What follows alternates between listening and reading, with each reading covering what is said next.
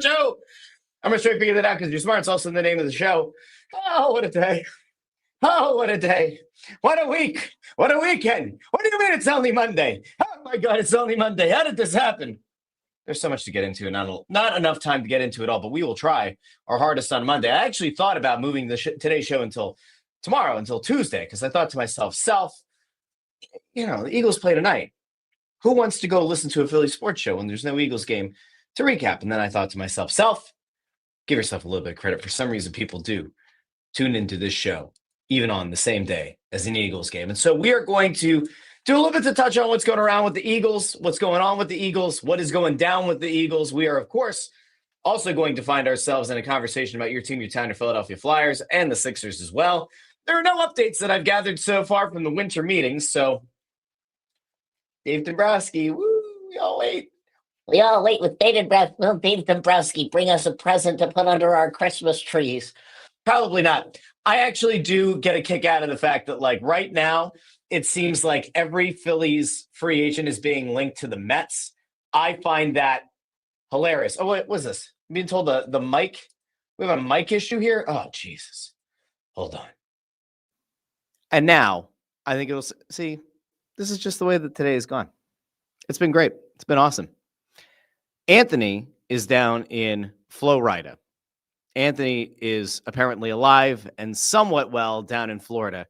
So we wish him the very best. But to this point, there is no update from Dave Dombrowski. Nary a thing going on with Dave Dombrowski. I've seen that Kyle Schwarber's name is being thrown around, being connected to the Mets and to the Reds, and oddly enough to the Pittsburgh Pirates. And there have been rumors about maybe the Red Sox being interested. And listen, I still have my theory. I still think that it's going to cost the Phillies a hell of a lot of money to bring back Kyle Schwarber. I do think that Dave Dombrowski may or may not have pissed off Schwarber and or his agent last offseason by not negotiating a contract then. But we will see. I have started to think about it, though. On one hand, I'm very worried about what this Phillies team looks like without Kyle Schwarber. And then on the other hand, I worry about what this team looks like with a 5+ year contract to Kyle Schwarber, because I'm not convinced that he's got more than 2 really good seasons left, even as a DH. Now, I could be wrong. Sam Filippo pointed out to me one day during a period at a Flyers game, well, he's got one of the fastest bats I've ever seen. I'm like, well, that is accurate. But right now, you're going to be paying him a premium coming off of a, potential MVP season or an MVP finalist kind of season. It's going to be really, really hard to get that kind of production again at any point in whatever this next contract ends up being. And then you see JT Realmuto's name has been thrown out there a lot. I saw Ranger Suarez now being linked to the Mets. It's a lot of fun. A lot of fun. And I get this, and I'm going to throw the comments on the screen as well. I meant to do that already, but I did not. You get Chris Fried over here who says OPM, other people's money. And I agree with that to some extent, except, I don't know if you know this or not, but they tend to pass down some of those costs to you, the consumer, and to me, the consumer.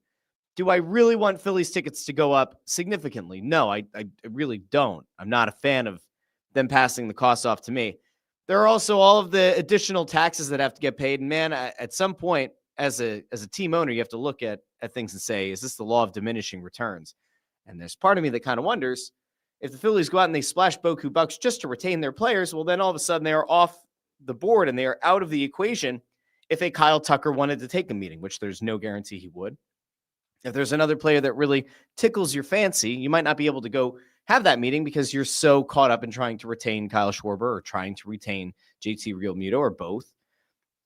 I'm devastated to think about Ranger Suarez pitching somewhere else, but it kind of feels like that is almost an inevitability at this point, which is a shame. Now, all of that said, we're going to try to keep it positive today. In order to keep things positive, we're going to walk away from the Phillies, and I'm going to take you into the Eagles locker room because I get it. I do understand to some extent that there are things that make you feel a little bit heebie-jeebie-ish. And the Eagles having a bunny in their locker room on the surface doesn't seem that weird until you see just how big the bunny is. Now, it's in the thumbnail of this image as well. But they've installed what they're calling a positivity rabbit into the locker room. Now, Ashlyn Sullivan, I believe, is the first one who put this out, so we're going to give her the credit. I'm 95% sure she's the one who broke the news. But this happened last week. The Eagles brought the positivity rabbit into the locker room. And now listen, on one hand, there's part of me that says, hey, you know what? Good on the Eagles for recognizing that there's a considerable amount of negativity around the team. And it's a damn good thing to see that somebody is at least aware that maybe they need to fix things a little bit. Maybe they need to lean into the fact that things have skewed a little bit negative. Let's bring in the positivity rabbit. Who doesn't love a positivity rabbit? And then I looked at what's in the positivity rabbit's hand. First of all, I don't know if that's a microphone or if that's a cigar. It actually does look like it could be a cigar. A very fine cigar. I don't know what that is in its hand. Is it a hammer? I'm not sure. But then in its other hand is an egg. And is it okay if I just point out to the people how insensitive it is that like a week and a half ago, Kevin Patullo's house got egged. They egged the offensive coordinator's house. And about a week later, the Philadelphia Eagles put a giant-ass bunny with a massive egg in his hand in that locker room. Is somebody trolling Kevin Patullo? And will there be more eggs at the foot of that bunny? That remains to be seen. Amadeo says he thinks it's a paintbrush. What the hell sense does that make? Well, because you paint the Easter egg. It's a paintbrush? I don't like that. I don't like that at all. Now, does this feel like a locker room that's grasping at straws? I don't know. Can I remember a time when a Philadelphia team went and purchased a very large inflatable to put in the middle of their locker room to try to remind people that you might want to be a little bit more positive? I saw a theory floating out there that this might have been the Eagles' way to tell the media, hey, let's try to skew a little bit more positive around here with the questions, shall we? Let's try to be a little bit more inclusive and a little bit. It's the wrong Christian holiday. Shouldn't you have like a little manger scene? Shouldn't little baby Jesus be smiling at you as you come in and out of the locker room? Could you maybe go out and get plump old Saint Nick, pop him in there? You know, big Nick energy. Couldn't you go out and get Saint Nick, have him in the middle of the locker room? Could you go kind of psychotic and say, yo, is there a Krampus? Can we get a Krampus inflatable? And any media member who tries to stir up the shit, we're going to put them in a bag and hit them with a stick like Krampus would? I actually would be a fan of that. You can let me know in the comments who you think the media person that would end up in Krampus's bag would be. I would say it's probably somebody from the Inquirer. There are a few potential options there. But you can let me know in the comments who deserves to be in Krampus's bag the most. If you don't know who Krampus is, it's time you get on board with, Southern Germany. Yeah. Krampus is a scary looking dude with the horns. He's like the foil to Saint Nick. Saint Nick comes on the 6th and he drops the candy in the little kid's shoes. Oh, here, would you like to have some little candies? Here you go. Oh, little Johann, you've been such a good boy. Here's a little Haribo gummy bear. Would you like this? And then Krampus shows up with the horns and a bag and a stick. And he's like, you're my bad boy. Smacks him in the bag. Krampus is not to be trifled with. I actually do. There's an old appearance from The Tonight Show where Christoph Waltz hopped on with Jimmy Fallon and he explained Krampus. And I think that there is something about parenting through fear a little bit. Like if you have an ungrateful child and you say, well, listen, if you're good, you get toys. And if you're bad, you get coal. Well, where I grew up, some people heated their homes with coal. So it's actually a win-win. But in this area, coal is frowned upon. So, all right. You're either going to get toys or you're going to get a lump of coal. No kid expects to see a lump of coal. In fact, a lot of kids in the greater Philadelphia area probably haven't ever seen an actual piece of coal. So that doesn't work. So you have to parent through fear. Krampus is perfectly acceptable. Perfectly acceptable. I think that what's going to have to happen is if the Eagles were to lose to the Chargers on Monday Night Football, well, then that bunny's got to go. This happy bunny in the middle of the locker room, this thing's got to go, and Krampus has to show up instead. They'll be like, oh, do you guys remember how we had the positivity? But you've been getting in the bag. You know who didn't get in the bag, actually? Gibson. Remember Gibson?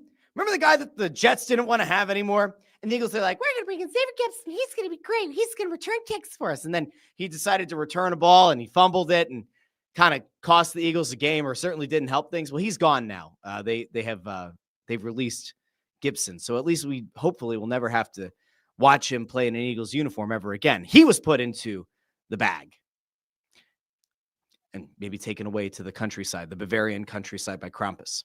So all of this is happening. And listen, while the Eagles are doing this, and I'm not totally sure how to feel about it, I am trying to keep a level head. And I said last week after watching the first episode of Hard Knocks, all right, I think that things in the building might be a little bit better than a lot of people were kind of fearing, and some people were kind of stoking the fire about. I'm going to take you to something that I saw that actually did make me smile. And we're going to ride this wave of positivity. DeVonta Smith over the weekend opened up about something very personal. And so we're going to try, okay? We're trying to provide you a fair and balanced look at the Philadelphia Eagles as they prepare for Monday Night Football. DeVonta Smith decided to bare his soul over the weekend. And he let you in a little bit into what's going on in his life. And so I want you to hear what is happening in the DeVonta Smith household. He has something new that has warmed the cockles of his heart. A juicer. So what's interesting? I bought me a juicer. And I've been squeezing oranges, apples, and pineapples for the past 4 days. And let me tell you something. It's amazing. The best.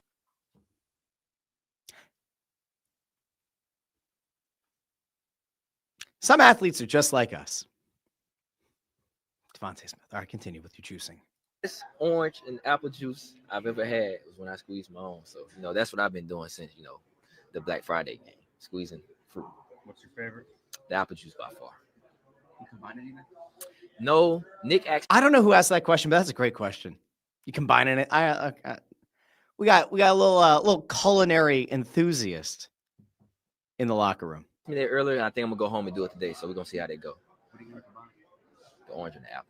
Are you surprised how little juice you get on the one orange? So honestly, the orange I get a good little bit. It's the apples. You gotta buy like 100 apples just to fill up a jar, but it's worth it. Only 100 apples. Now listen, I think we all like DeVonta Smith anyway.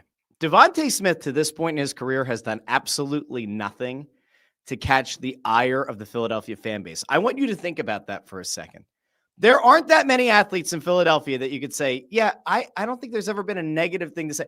DeVonta Smith, who we know is the Slim Reaper, this dude makes some of the toughest catches you'll ever see. He takes some of the hardest hits you'll ever see. And he pretty much always bounces right back, right? Almost never misses time. There's never been a character concern. There's never been a question about whether or not he's a decent enough human being. There have never been moments where he's like thrown his quarterback under the bus or his fellow offensive players under the bus.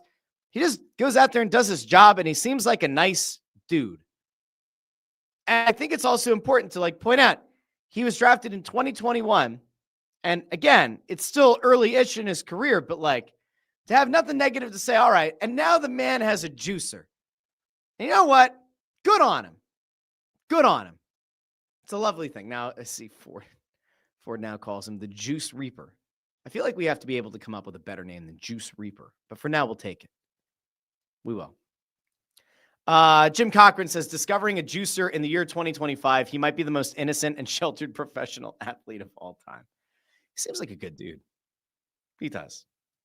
Oh, no. I just saw this. Chris Fried said the positivity bunny in the locker room will be sleeping with the fishes in the Schuylkill if the Eagles lose tonight. I tend to think you're probably right. Somebody's going to find that bunny if things don't go well tonight. Before we get off the Eagles, well, I guess we're going to kind of get off the Eagles here too. There's a very interesting comment over there. We're just gonna skip that one. Landros Hughes says, I do not feel good about tonight. But with that said, tonight's as good as any to get this thing turned around. Go Birds. I hope you're right. I want to think that the Eagles have a legit shot of winning tonight. We'll get there in a second. I saw another question that had to do with TV, because sometimes we like to delve into the TV realm here a second. Chris goes, does Netflix getting Warner Brothers mean the end for AEW, Russ? So we have a pro wrestling question 15 minutes into the show. No, I don't think so. There are a few. Okay, let me just really quickly put my hat on here with this, because there was actually a report today that Paramount is preparing a hostile takeover bid for Warner Brothers Discovery because they also want the linear channels and Netflix doesn't. It seems like Netflix only wants HBO Max and the IP, but they don't want the linear channels. They don't want like the TBS and TNT and those kind of channels. They just want the IP. They want like the DC stuff. They want Sopranos. They want all the HBO content. They want to have it on Netflix. They said that they would keep HBO Max as its own thing for a while at least. Who knows if any of that's true? Does that end things for AEW, the pro wrestling company? No, I don't think it does. They have a contract through 2027. Here's the thing that not a lot of people are talking about in the pro wrestling side of things, like the pro wrestling media side. So Tony Khan, who owns AEW, with his dad, Shad Khan, who owned the Jaguars and owned a bunch of other teams. They own the Jags, right? They own an NFL team. And if we're looking at the hierarchy of sports owners in the United States, NFL owners pretty much outweigh everybody with the exception of a few owners of a few like prestigious teams in other leagues. Like I'd say you probably would say like the Yankees are at a different level. Maybe the Lakers are at a different level. Maybe the Celtics, possibly, right? Is there a hockey owner? Is there a hockey team that you'd put in there above some NFL owners? Like I'm not sure that there is. So you really look at the NFL owners and say, the people you don't want to piss off if you're a media person are NFL owners. So the worst thing that Netflix theoretically could do is piss off an NFL owner. And you would piss off an NFL owner if you said, hey, that pro wrestling thing that you have, we're going to take the axe to it. Or we're not bringing it over. And I totally get that like TKO, who owns WWE and UFC and some other stuff, I get that there's like a massive deal between those companies as well. But I really don't think you want to get on the wrong side of an NFL owner. So I think that AEW will continue at least until 2027. And then at that point, I don't know where they go, if they spin off their own thing, if they maybe look to like move to Amazon Prime. Like, I don't know. We'll see.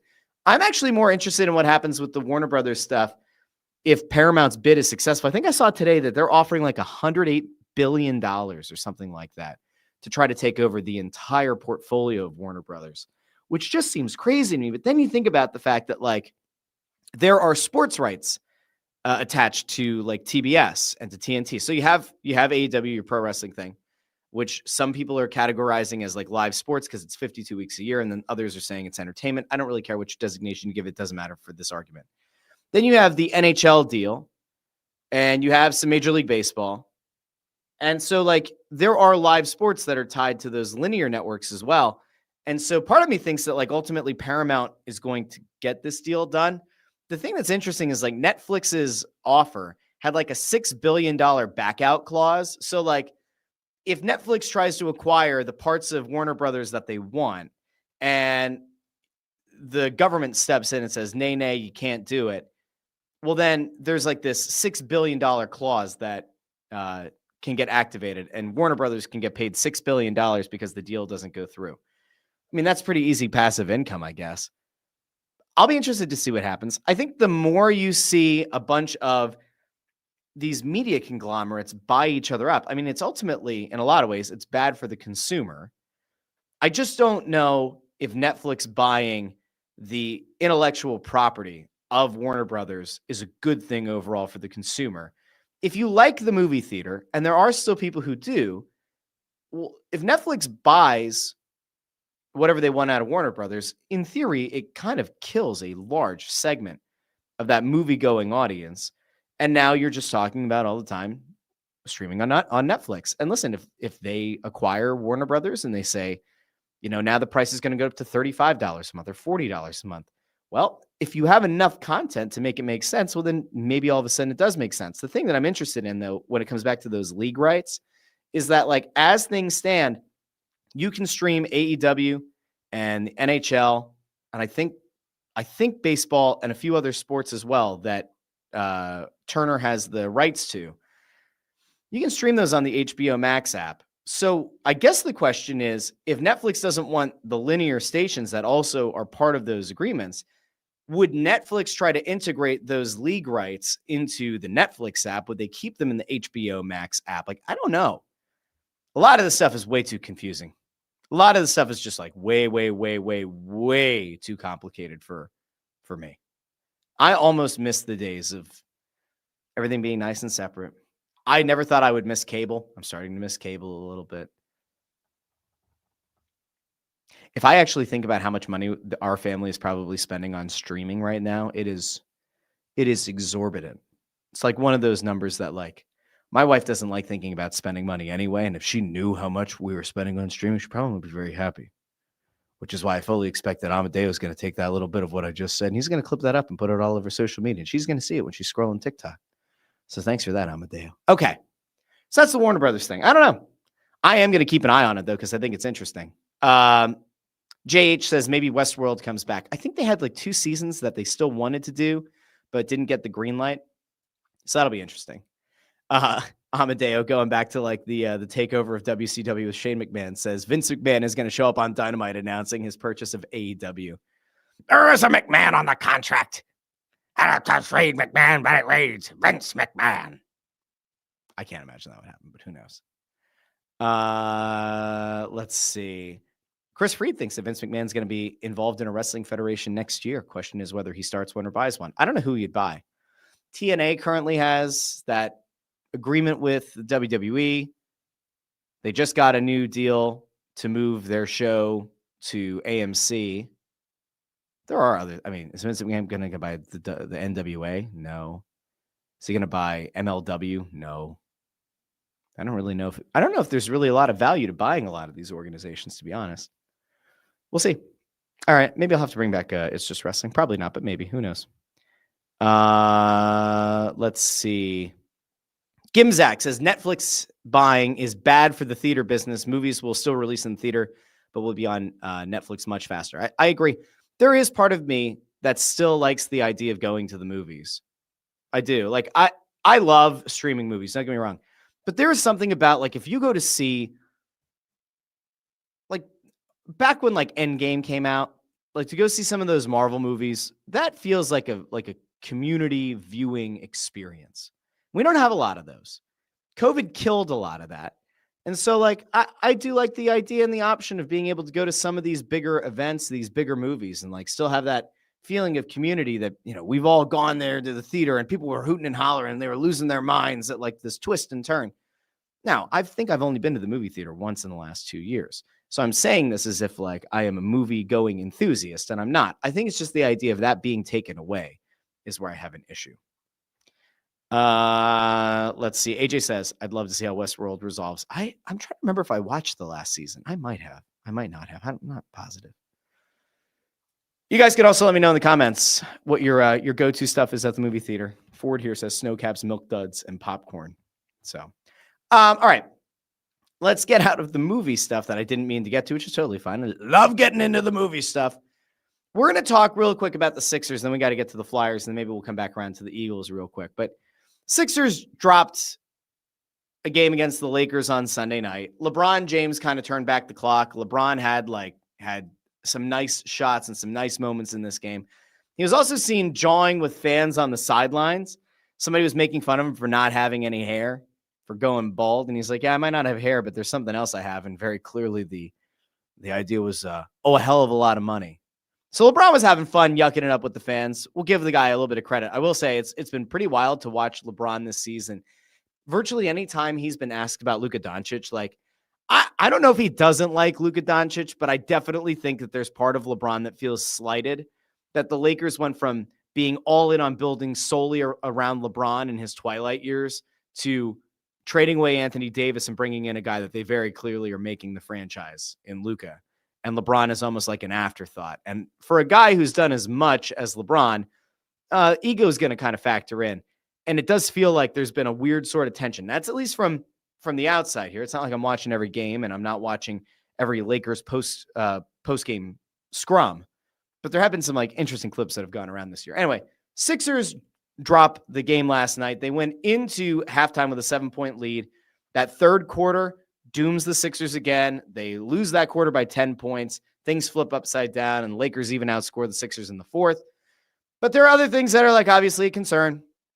And it's like, how do you have any kind of conversation about the Sixers without having to talk about Joel Embiid, without having to talk about Paul George. And then, of course, the typical stellar play of Tyrese Maxey. And so when we break down what happened exactly for the Sixers on Sunday night, it kind of went the way that you would expect it to. Tyrese Maxey flirted with another 30-point game. He had 28 points in this one. VJ Edgecombe had a good game from beyond the arc, 2 of 3 from downtown. He only shot 5 of 13 from the field, 15 points. Not a bad outing by the rookie.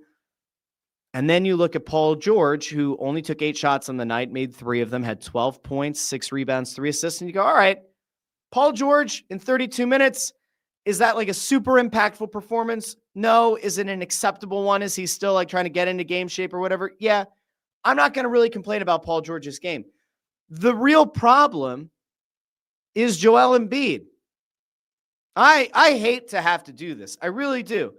I am still not in the hyperbolic phase here where I'm writing off Joel Embiid at the end of the year with my taxes. But man, it's getting hard to defend what we see out of Joel Embiid on a night in and night out basis. So Tyrese Maxey, once again, largely efficient, shoots 11 of 24 from the field, 5 of 8 from beyond the arc, tosses in an additional 9 assists and 7 rebounds, 2 steals, 2 blocks, just continues his superstar meteoric rise. Good on Maxey. Paul George gives you some decent minutes, okay production. Edgecombe has a good game. But you look at this giant black hole in the box score, and it's Joel Embiid. Because if you just look at the final stats, you go, all right, Joel Embiid, he had 16 points, he had 7 rebounds, he had a couple of assists, a steal, a block. He did it in 30 minutes. For a guy who's in and out of the lineup, is it really that bad? That's not the point. The point is the inefficiency. The point is physically just not looking right. But he went 4 of 21 from the field. 21 shots he attempted in this game. 21. The second most on the team behind only Tyrese Maxey. 21 shots. He made 4 of them. He chucked up 6 3-pointers. 6. Not 1, not 2, not 3. 6, which is as many as Quentin Grimes, your best guard off the bench. So Joel Embiid attempted the second most shots in only 30 minutes of gameplay. The second most shots on the team. He put up just as many 3-point attempts as your best guard off the bench, and he made 0 of those 6 attempts. I said this last week. I stand resolute in this belief. Tyrese Maxey has looked like a superstar virtually every game this season. The only time that Tyrese Maxey looks like he ever gets out of his flow is not when Paul George is in and out of the lineup. It's not when VJ Edgecombe is in or maybe out briefly of the lineup. It's not if Jared McCain is in or out of the lineup. It's all about when Joel Embiid plays. Because there's still part of Tyrese Maxey that is wired to believe Joel Embiid is the franchise player, is the highest paid player. I have to get him his shots. I have to set him up for success. 4 of 21 from the field is god-awful. Andre Drummond went 5 of 11 from the field in 18 minutes. Andre Drummond had more field goals made than Joel Embiid in about half the time. What are we doing? And so the question, I guess, it's going to continue all year. But if you're Nick Nurse, you have to figure out a way to maximize Joel Embiid's minutes whenever he feels so moved by the Holy Spirit to play. And then you also have to hope that Joel Embiid playing doesn't just fuck up everything. That's what it feels like right now. Joel Embiid is out of the lineup. This team knows what they need to do. They have a certain pace of play that they adhere to. Everybody seems to know their role. Joel Embiid hops back in the lineup, disrupts everything. Paul George gets in the lineup, attempts 8 shots. No beef with Paul George putting up 8 shots. If Paul George wants to come in and put up 12 shots a night, I'm not going to complain because I think you're going to see more of him than Joel Embiid this year. And I think his game right now fits what the Sixers do a lot better than what Joel Embiid offers you. So Paul George can come in, take 12 shots a night. I don't care. He can be out of the lineup for 2 out of 3 games. It sucks, but okay, fine. It doesn't fundamentally change how the Sixers play. Yeah, Paul George can run some ISO plays for himself. He has ways to get his own shot. He has the ability to handle the ball for you a little bit, get it out of Max's hand, get it out of Edgecombe's hand, get it out of McCain's hands. Sure, fine. but he doesn't fundamentally alter everything in a negative way. Joel Embiid comes in the lineup, and now you have to somehow create like 20 shots a night, 18 shots a night for Joel Embiid to go watch him be wildly inefficient because he can't get into a rhythm because he can't stay healthy. And I'm sorry. I know that for a long time, a nice little differentiator for Joel Embiid is that for a guy his size, he had such great touch from beyond the arc. I'm sorry. Light the three-point shot attempts on fire. 0 for 6? No. Stop that. Insane. Unconscionable. Just bad. And this is my problem, is that like coming into the season, I kept saying, if you can get Joel Embiid for 65%, 70% of the season, if you can get Paul George somewhere in that 75 to 80% of the games, in a very depleted Eastern Conference, you go, there is a path here to the Sixers being like a top 5 team. I thought that in a best case scenario, maybe you can look at a top 4, maybe a top 3 seed in the conference. But man, they are 13-10. They are a meager 7-7 at home. And their highest paid player, Joel Embiid, looks like a shell of himself. And I think the only way for him to get back to any form of the Joel Embiid the Sixers team needs him to be, he's going to have to play consistently. And I'm just not sure that the body is going to allow him to do it. He can't play back-to-backs. He doesn't seem to be able to play 2 out of every, 2 games in 3 nights. It feels like there's a new injury that pops up every few weeks. It's a shame. But man, it feels like he is closer to the end of his career than he is to like that of a competent, somewhat regular NBA player. And it's a shame because, again, here you have Tyrese Maxey, who's reaching that superstardom level. You have VJ Edgecombe, who like started white hot, kind of hit a little bit of a rookie lull, appears to have kind of bounced back a little bit. You have a guy like Dominic Barlow who makes plays every night that really makes you it makes you turn your head a little bit, right? They have guys on this team that are contributing and that are doing well and deserve the time and the minutes and the energy to develop. And then you have Embiid come back in and it just throws the whole thing into disarray. And like, it would be one thing if you felt like you could rely on, all right, we're going to let Joel have a few games where he really struggles from the field because we're ramping him back up into being able to play 8 out of 10 games. Except that's not what you're getting. I mean, like, would anybody be surprised if come later tonight or tomorrow, we end up hearing, oh, well, you know what? Joel Embiid played 30 minutes the other night, and so he will not play on Friday against Indiana. And Sunday at Atlanta is kind of a question mark. And, maybe we're going to look at the 19th against the Knicks at Madison Square Garden. Like, would anybody be surprised? I wouldn't be surprised. I'd be disappointed, but I wouldn't be surprised. And like, if he plays against Indiana on Friday, do we then just automatically rule out that game on Sunday against the Hawks? Like, is playing 2 games in 3 nights, is that too much to ask? Because apparently to this point it has been. I just find it deeply upsetting and worrisome and problematic. It's kind of wild though. If you look at the Sixers schedule so far this year, what did I say? The Sixers are 13-10. They've played 23 games, and in all but 1, 2, 3 of those games, Tyrese Maxey has had the most points among all Sixers players. Embiid's not even on one of those games. Oubre had a 29-point performance in a game. Edwards had 22 to lead all scorers against the Celtics in mid-November. And then Grimes had 22 points against the Bucks on the 5th.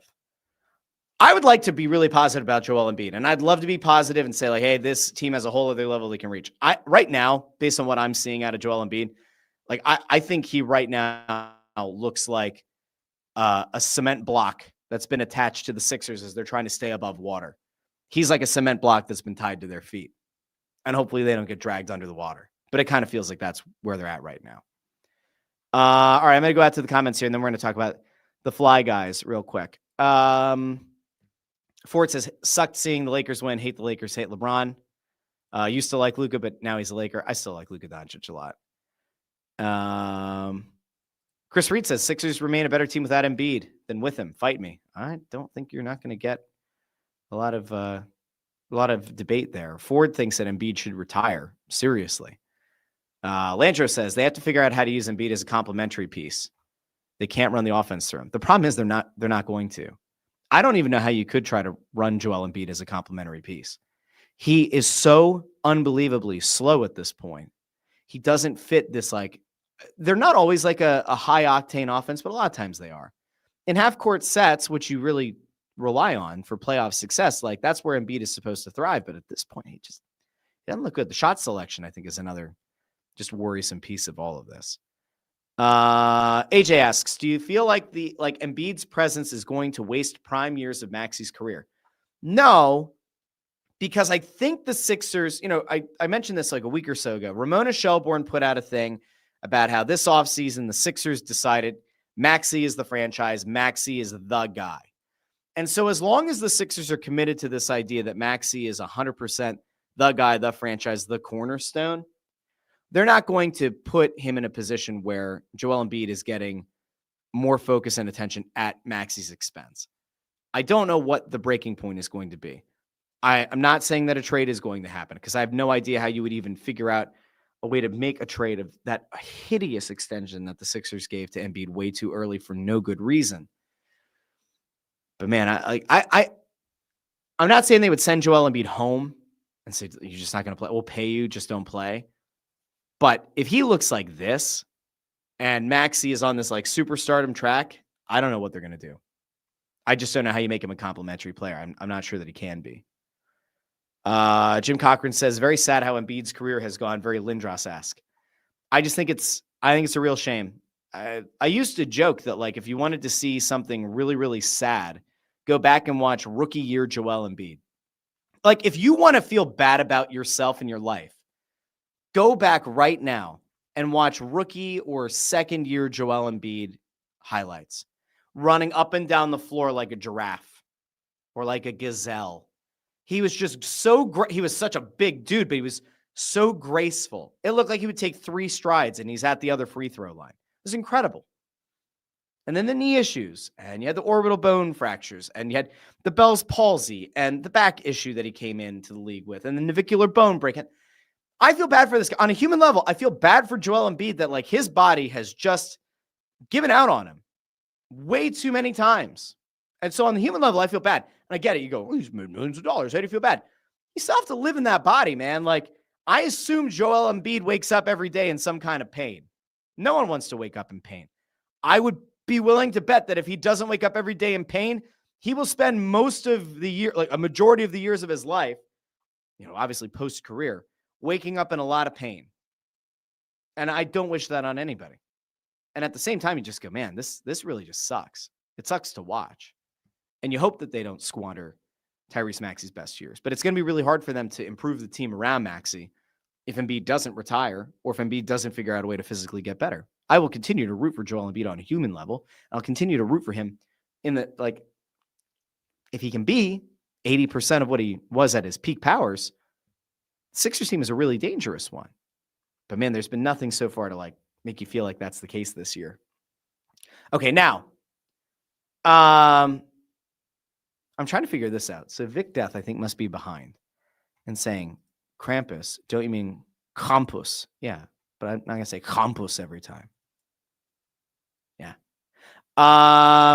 Casual Warzone guy says it's their own fault. He had an injury history before they extended him. They should have traded him the second he won MVP. I don't agree with that latter part. But yeah, the injury history was well known. I don't actually know why they did the extension. Okay. Let's get back to positivity. Okay. We delved into the negativity a little bit too long. Let's get a little bit positive here. Okay. We have good vibes. Everything's fine. We're going to have good vibes because tonight the Eagles play on Monday Night Football. But before we get there, I want to talk to you a little bit. I want to have a conversation with Flyers fans out there. Is that okay? I want to have a conversation. Okay. So we got a little bit of good news today.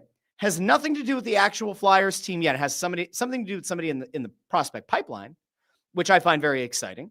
And you should all find very exciting if you're a Flyers fan. And by the way, if you're not a Flyers fan at this point, right? If you're a Philadelphia sports fan and you're looking for a reason to like maybe get in on the Flyers, it's not the fact that like they've had a pretty good season, all things considered. It's Porter Martone. So Porter Martone today was officially named to the Canadian Junior National Team's preliminary roster for World Junior Championships. Now, this was a foregone conclusion. He has looked like one of, if not the best player in all of college hockey this season. I have had so many conversations with people that I highly respect that are either front office people or media types or people who have played in the league. And every time Porter Martone's name comes up, they all light up. They light up in the same way that like a lot of fans' faces light up. You say, hey, Porter Martone, you see the most recent thing? See that goal? And the way that people light up, that's how all of these highly respected people that have either played in the league or worked in the league, that's how they light up when the name Porter Martone comes up. I had somebody of high importance say to me the other night, he looks like a stud. And I went, indeed he does. I said, that's my word. You can't say stud. That's my thing. He looks like a stud. So Martone is going to go to World Junior. We expect Jet Lachenko will also be at World Junior, also playing for Team Canada. Would be nice to see the two of them together on the ice. Be very cool. But man, when you're looking at just from a macro view, this Flyers team as they've currently put this season together and what is in the pipeline, Martone is like a potential game changer. And I've had a few people that have said something to the extent of Martone looks like he's going to be a long-term top line wing and like one who makes it very difficult for you to even like move him down to the second line. Like he is a guy who is a cornerstone kind of player, which is really, really exciting. I see Casual Warzone guy says Martone, Mishkov, Zegras top line next year is going to be fun. That won't happen, but maybe in a short look, who knows? Yerk says Jet was named as well. Not surprised. Fully expected that. And he's been about a point per game player since he went to Brantford. And he was above a point per game player with Guelph this season, although he had that one like 5 or 6 point night that skewed those numbers a little bit. But like, there you go. Like, again, I never know what to make of Jet Lachenko. And I don't want to shit on the guy because he's young. And like, I want to believe that there's some development to be done and that like he's going to be an NHL player. I just want him to be more than a bottom six guy. I don't expect Jet Lachenko to become a 1C. Would it be great for him to develop into like a really strong 2C? It'd be awesome. I would love to be wrong, right? I'm just not totally sure yet. The vision is there. The playmaking appears to be there. The speed is certainly there. I'll be interested to see like what McKee works, how much McKee works with him on this need to put pucks on net. If Lachenko can figure out a way to become a goal scorer for his team, for Brantford, well, then all of a sudden his ceiling increases exponentially when he gets a look at the NHL, which could even be at the end of the season. Let's see. Now, some other people in the comments are kind of going to where I wanted to go to next. Okay.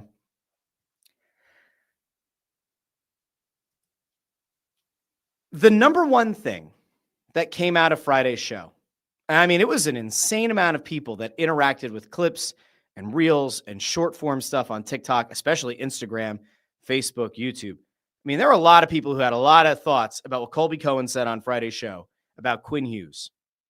And he also mentioned Brady Tkachuk, which that clip did some pretty nice numbers on Instagram, especially. But like, we're going to take the Tkachuk part out of it. And I want to talk to you about Quinn Hughes for a second, okay? So I did a little bit of digging this weekend because I live in this very weird world, right? Where like, this is not my job. The microphone thing is not my job. And the flyer stuff that I do is not my job. It's like a fun thing to do, and I enjoy doing it, but it's not my job. It's not what pays the bills. So I'm in this really weird position where I have good access with the Flyers. I do. If I want to go talk to players in the locker room, I have the access to go do it. If I want to talk to a coach, I can talk to a coach. If I want to talk to the front office, I can talk to the front office. If I want to go find some random jamoke, I can go find that person and talk to them. And I try not to. Oddly enough, I like the idea of being relatively removed from the thought process of the organization itself and look at things with a very fresh, very clear perspective. If you, like, for example, if you talk to a scout who advocated for a specific player to be drafted, and that player now stinks, that scout might still try to tell you that, like, oh, he's just not being utilized correctly. And then in your analysis of that player, you have now been influenced by this person who's not willing to give up on the player that you probably should give up on. So like, I try not to do a ton of that. But I did do a little bit of asking around, just a little bit. Did some asking around, talked to some different people from different sectors and some people from different pieces of the puzzle. And I was like, okay, let's have a conversation about like trade targets. And I asked about Rasmus Dahlin. I had one person say to me, we would certainly be interested in Rasmus Dahlin, but to this point, Buffalo has not made him available. I said, okay, good to know. Good to know. I tend to like Rasmus Dahlin. I think that if Rasmus Dahlin goes on a team that has some better infrastructure and maybe is a team that finds the win column more consistently, I think Dahlin could be a legitimate number one defenseman on a really good team. I think that if he were to be made available, the Flyers should absolutely put together a package of some sort, contact Buffalo, and try to get a deal done. I've said that pretty consistently, but it's interesting to me. Dahlin's name has been mentioned in the ether by some national media pundits, but asking around, it sounded like not so much yet. Okay. The Owen Tippett rumor came up. So I asked around. Owen Tippett, has his name been bantied about? Well, of course, there are teams that are interested in Owen Tippett. There are people interested in Cam York. There are people that are interested in Jamie Drysdale. There are people that are interested in name any of the Flyers' top prospects. If you want that to be a Martone or a Bonk or a Barkey or a Bump, there are teams that are like actively monitoring all of those prospects. There are teams that are cognizant of the picks that the Flyers have available to them. So then I decided at one point in poking around and talking to a few people, all right, is there any truth to the Quinn Hughes thing, right? Because like, I feel like for the most part, the Quinn Hughes thing has been kind of like this pie in the sky idea. Now, I've outlined on this show and on Snow the Goalie, I've outlined how I think it makes sense. I have outlined how I think we can get to a place where the Flyers have enough assets that if they really, really wanted to, they could go out and make a very attractive pitch to Vancouver for Quinn Hughes, right? Here's what I have gathered so far. When a team has a player of like the Quinn Hughes level, they take a few things into account. One, how much length is left on the contract?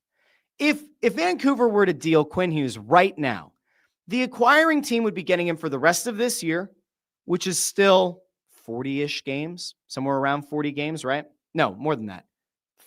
50? Is it 50-ish? Flyers just wrapped up the game 27th game or so, right? So you're somewhere around 50 games left. So you're getting around 45, 50 games this season, and then a full season next year, and then he hits free agency in 2027.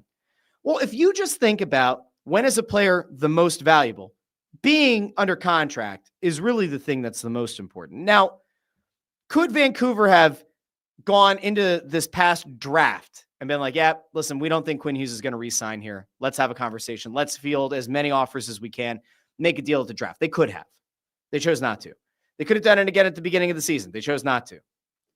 Obviously, there are teams that are checking in around the clock around Quinn Hughes. Is he actually going to be available? Is it possible that Quinn Hughes is dealt before the calendar flips to 2026? I say no. Is it possible he's dealt in February during the Olympic break? I say no. Could there be a scenario where Quinn Hughes is dealt before the trade deadline? Maybe. The thing that I'm always interested in is the value of a player is going to be at this all-time high right now because it's almost like having him under contract for 2 years. And yes, there are a lot of teams interested. And you would assume that if the player were made widely available, there would be a bidding war. The trade deadline feels like the time where teams are going to come in with their best and final offers because they want to have that player for the stretch run, for the playoffs, and then for the entire next season. Here's the problem, right? If you look at historical precedent of what a number one defenseman or a star player ends up getting dealt for, more often than not, the return is far below what people expect it to be. And at the same time, you have to be aware that like the asking price right now is probably absurd. I had a couple of people weigh in and say, this is what historical precedent would kind of tell us is the offer that you need to make. And so the idea has been kind of floated out there. I remember last week I said, would you trade Matvei Mishkov for Quinn Hughes, 1 for 1. Because keep in mind, you can't go out and acquire Quinn Hughes right now and try to work on an extension. It is forbidden by the league. Even if the Flyers wanted to work out an extension with Quinn Hughes, they could not do it right now. I think you'd have to wait until next July. They can't do it right now. So if you acquire a Quinn Hughes, whether you're the Flyers, the Devils, whomever, you can't negotiate that contract in good faith and have something signed, sealed, delivered. So you're assuming a lot of risk, right?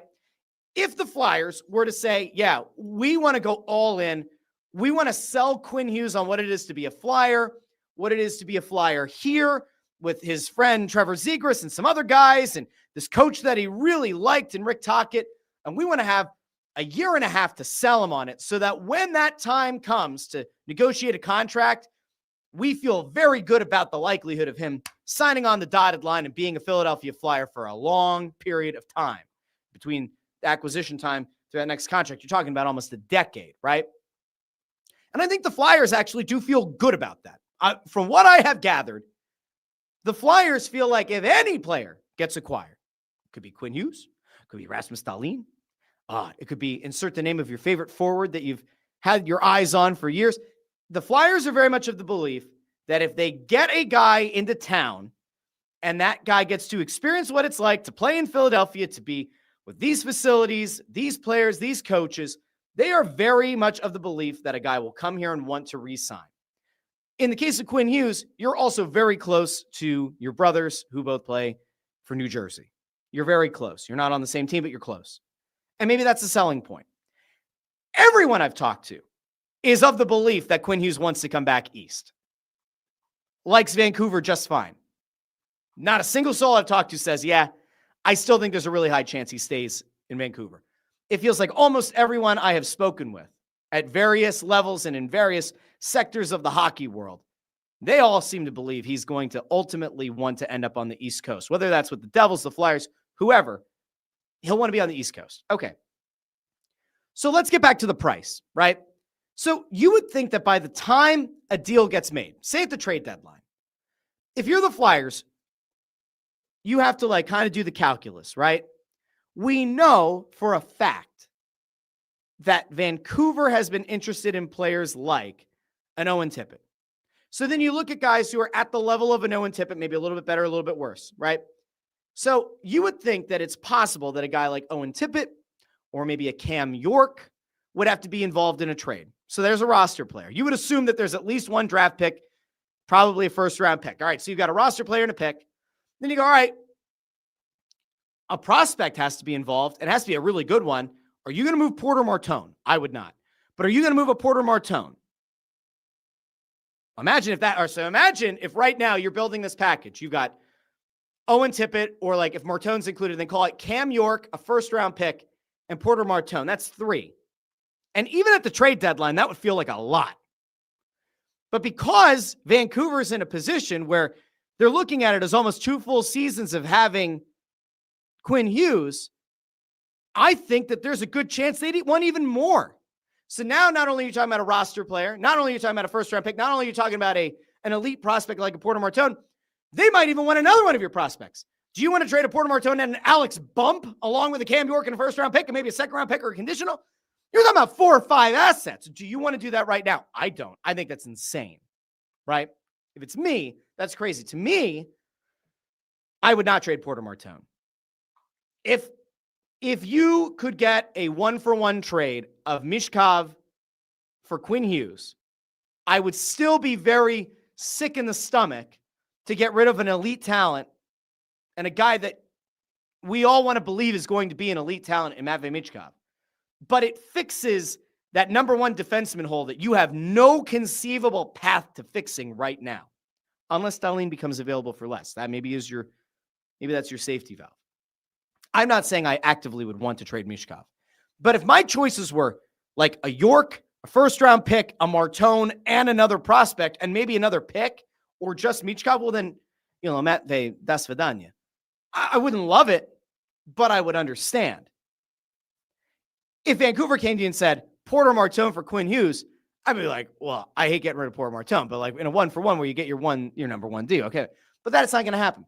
So all this is to say, just from some conversations and just from some looking back at historical precedents and talking to people about what the prices on players are in the beginning of the year or at this point in the year versus the trade deadline versus the upcoming draft versus going into the final season of a contract, I would not be surprised if Vancouver wants 4 or 5 assets, including at least one of your elite prospects in a Martone, at least one of your pretty good young players. If it's a York, could it be a guy like a Tippett? And then at least 1 or 2 high picks. Now, you might feel like that's a totally worthwhile thing. I'm not sure that I would go there. I think that seems like a hell of a lot. And if waiting until closer to the trade deadline means that, all right, the price doesn't drop to like Owen Tippett and a conditional first-round pick, but if it drops to like 3 assets instead of 5, well, I could live with that for the idea of having Quinn Hughes for an end of a regular season, a potential playoff run, and then all of next year to try to sell him on trying to be a Philadelphia Flyer. You could get me at that point to say, yeah, you know what? Like, would I trade a Tippett, a first-round pick, or maybe a Tippett 2 firsts and like a Denver Barkey? Yeah, I would do that. But even looking at that on the surface, right, that's not enough. Even at the trade deadline, that's not enough. 2 first-round picks sound great. First-round picks can be a crapshoot. Owen Tippett. The way that I feel frustrated with Owen Tippett not being a consistent goal scorer, you think there's a team that's going to want to trade their number 1 franchise defenseman for a guy that like maybe is a 30-goal scorer and very streaky? I don't think so. Denver Barkey's a nice player. Are their GMs salivating right now at the idea of going out and getting Denver Barkey in a trade for their number 1 defenseman, franchise, cornerstone Quinn Hughes? I'm not so sure. I said this with Colby Cohen on Friday, and I feel even more of this belief today. If you're going to make a trade for a guy at the level of a Quinn Hughes, it's going to hurt. You are going to have to make a painful decision no matter what. The only way for you to not have to make that painful decision would be for Quinn Hughes to come out and say publicly, I will not be re-signing with Vancouver in 2027. And I cannot imagine that's the case. Cannot imagine that Quinn Hughes would do it. Now, Landris does have a good point here. Vancouver really did seem to like Jack Nesbitt going into the draft. Would you trade a Cam York, a Jack Nesbitt, and 2 firsts for a Quinn Hughes? I like Jack Nesbitt. I think Jack Nesbitt's going to be a really good player. I wouldn't like to move him. Cam York, I've been very hot and cold on. 2 firsts. I don't know. Would I make that deal?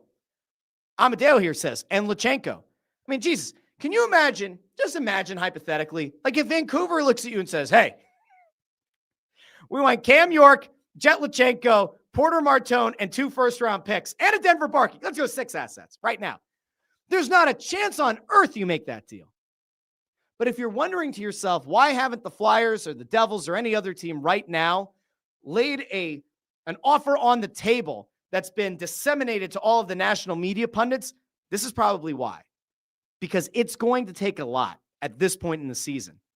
When you get closer to the trade deadline, if Quinn Hughes maybe doesn't go public, but maybe privately says, listen, guys, I've loved my time in Vancouver, but I do want you to know that more likely than not, I'm going to probably leave in the summer of 27. If he goes to the Vancouver management and says that before the trade deadline, maybe that price does come down a little bit.